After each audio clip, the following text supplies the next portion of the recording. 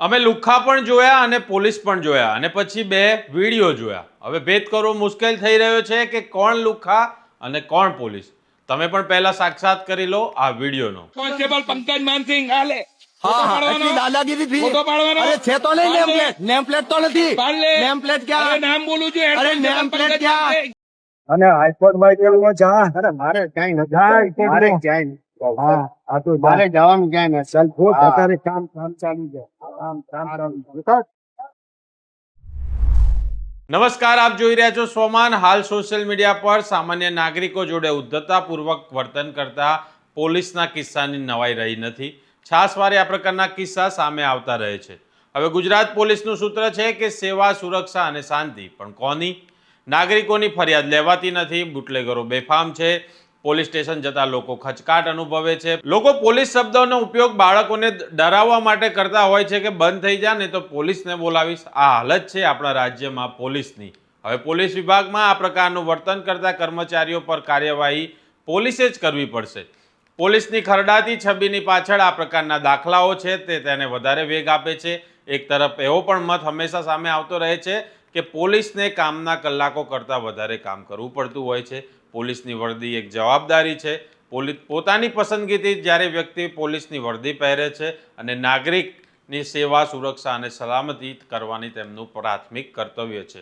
જો તે કરવા માટે તે સક્ષમ ન હોય તો નોકરી છોડી દેવી જોઈએ. કોઈપણ ક્ષેત્રમાં કામ આ રીતે જ થતું હોય છે.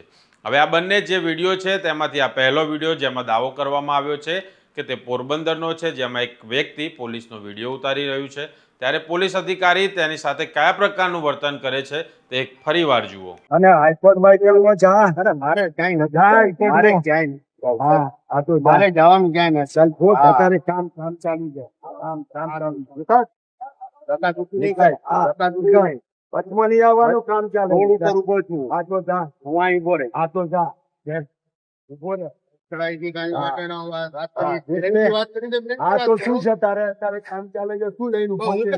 ઉતાર તું મારી ઉતાર આ તો ઉતાર ઉતાર અને ઉતાર મારે કોઈ બી કોર્ટમાં નથી જવું. મારે પબ્લિક ને દેખાડવું છે.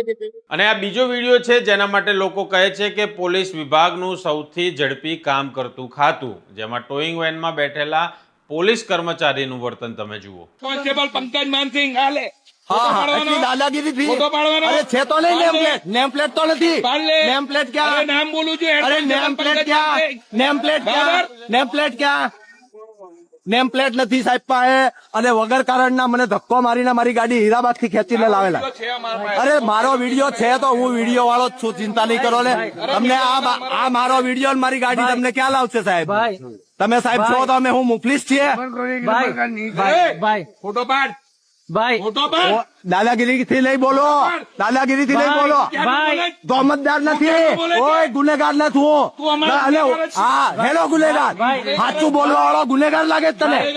હે તો ફાંસી આપી દે.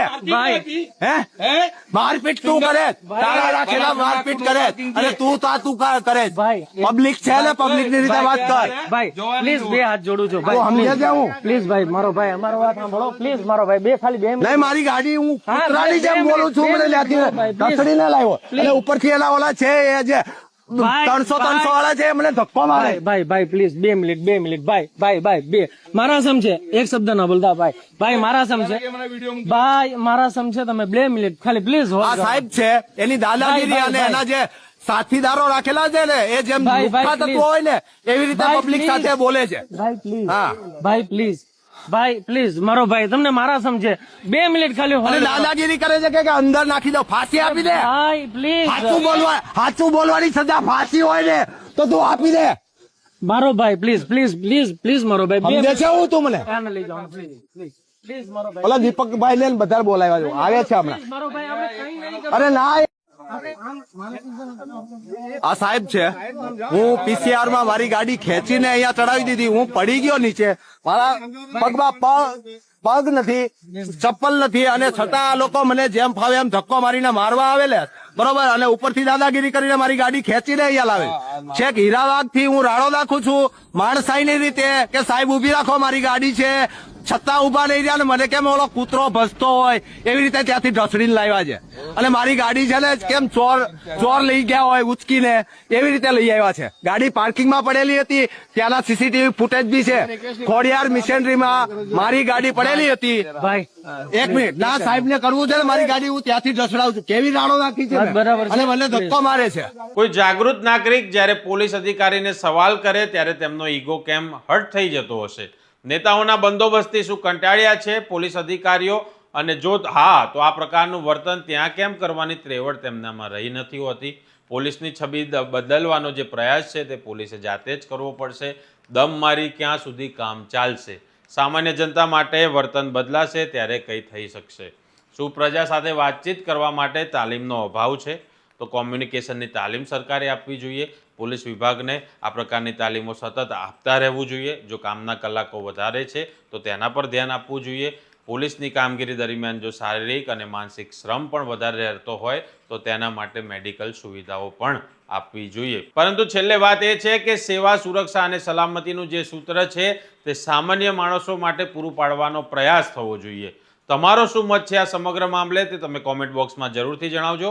અને આ પ્રકારના અહેવાલો જો તમે જોવા માંગતા હોય તો સોમાનની ચેનલને લાઇક, શેર અને સબસ્ક્રાઇબ જરૂરથી કરજો. નમસ્કાર.